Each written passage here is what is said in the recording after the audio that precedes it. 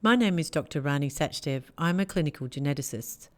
In this video, we are going to go through recognizing when genomic testing should be suitable for a patient in paediatric practice.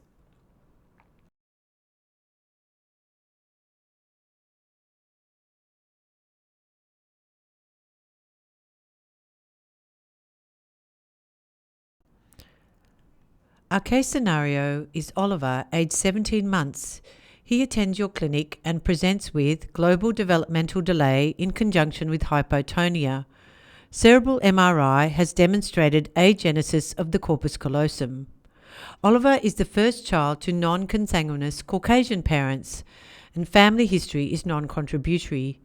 You organise chromosome microarray, urine metabolic screen, and Fragile X DNA testing as first-tier investigations. According to the new Medicare item, genomic testing must be performed only after first-tier screening has been completed. That is non-informative chromosome microarray, Fragile X, and urine metabolic screen. Why do first-tier testing? Following clinical assessment and history, as well as routine bloods, first-tier testing has a significant yield in terms of causation for global developmental delay and intellectual disability. Fragile X accounts for 2% of all intellectual disability, while inborn errors of metabolism detected on urine metabolic screen cause about 1%. Importantly, a number of these latter disorders are treatable. Chromosome microarray detects copy number variations, that is, microdeletions and microduplications. These are causative of up to 5 to 15% of intellectual disability and global developmental delay. It is important to realise that microduplications and microdeletions are not detected on whole exome sequencing. Most of you will be familiar with chromosome microarray. Here is a reminder of the requirements in ordering a chromosome microarray and possible outcomes of chromosome microarray. This testing guide is available at www.genetics.edu.au.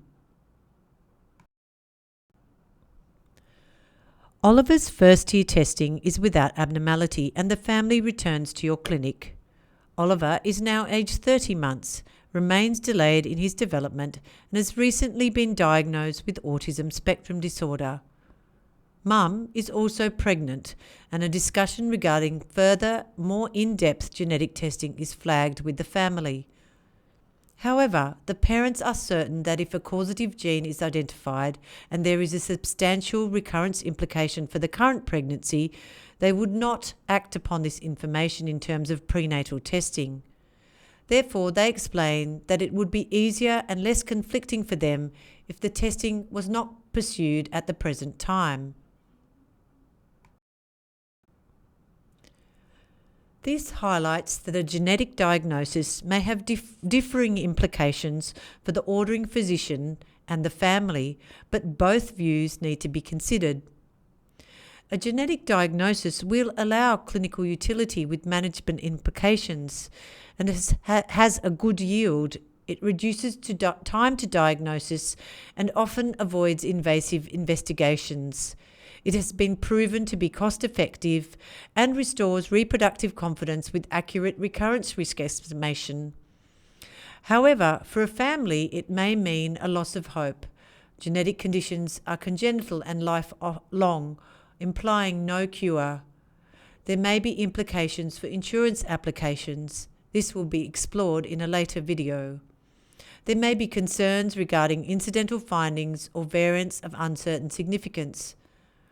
Genetic conditions are often unique and rare diagnoses.